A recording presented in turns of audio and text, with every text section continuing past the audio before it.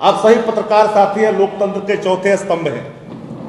आपको बताने की आवश्यकता नहीं है कि 4,50,000 नियोजित शिक्षकों को, जिसके बारे में भारतीय जनता पार्टी के नेता, वर्तमान में राज्यसभा के सांसद सुशील कुमार मोदी जी कहते थे कि भगवान भी आएंगे तो इनको कोई राज्यकर्मी का दर्जा नहीं देगा। भारतीय जनता पार्टी के नेताओं को कान खोल कर करके पूरे होश हवास में ये बात सुन लेनी चाहिए कि 4,50,000 नियोजित शिक्षक कर्मियों को राज्यकर्मी का दर्जा देने के सारे रास्ते खोल दिए गए और कैबिनेट के डिसीजन हो गया और लोगों के चेहरे पे खुशहाली आई। ये सारे क्रांतिकारी कदम मात्र 15 महीना के अंदर जो बिहार की सरकार तेजस्वी जी और नीतीश जी के नेतृत्व में चल रही है, संकल्प और इरादा, संकल्प और पर्व जब सरकार के नेतृत्व में समाहित हो जाता है तो जनहित से जुड़े हुए मुद्दे साफ साफ स्थापित होता दिखता है। अब कल्पना करिए कि तेजस्वी जी के 15 महीना के सुनहरे कालखंड को देखिए जो नीतीश जी के नेतृत्व में चल रही है, और 10 साल के उनके देखिए जिन्होंने वादा किया था 2 करोड़ का, मिला? देश जानना चाहती है। मैं एक आंकड़ा आपको बताना चाहूंगा, जान करके आश्चर्यचकित भी होइएगा इस देश में बेरोजगारी का आलम क्या है। स्वयं देश के प्रधानमंत्री कार्यालय के राज्य मंत्री माननीय जितेंद्र सिंह जी ने स्वीकार किया पार्लियामेंट के अंदर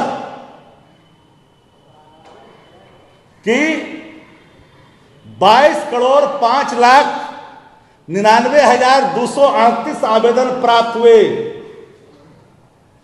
और उतने आवेदन प्राप्त होने के बाद 2014 से लेकर के 2000 आज हम लोग 24 में प्रवेश किए, नौकरियां कितनी मिली?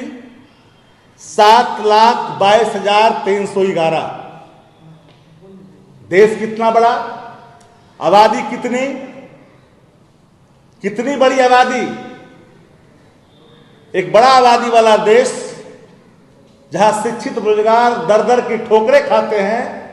हमारे नेता तेजस्वी जी ने डंके की चोट पर कहा था कि बेरोजगारी महामारी का रूप ले चुका है, आपदा का रूप ले चुका है देश के अंदर में।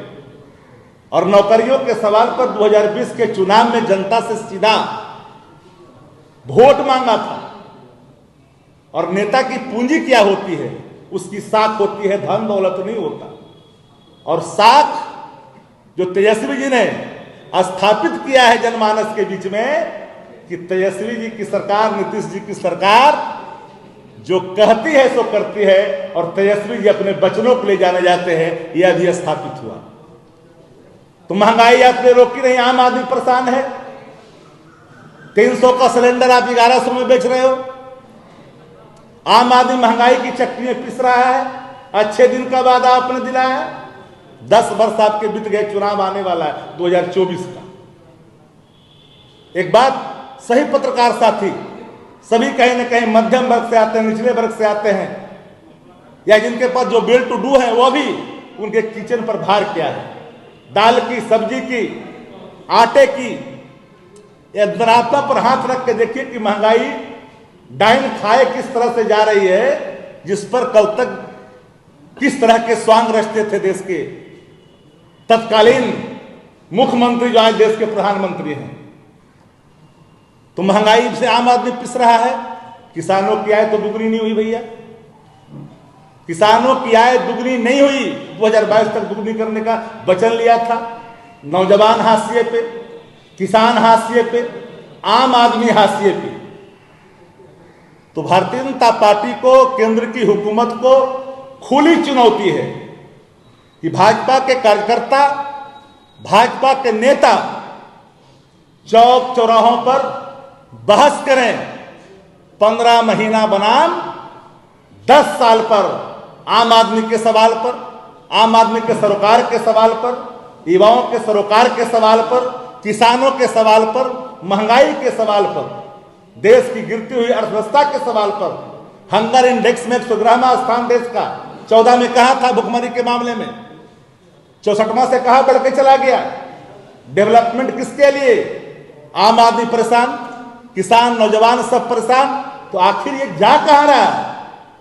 ये सारे सवालात इसलिए हमने कहा कि आदरणीय तेजस्वी जी के संकल्प और पर्म, दृढ़ निश्चय, जो अडिग इरादा उन्होंने लेकर करके सरकार में शामिल होकर के निर्णयों को नीतीश जी के नेतृत्व में तेजस्वी जी और नीतीश जी की सरकार जो काम किया है वो आप सभी के बीच में है।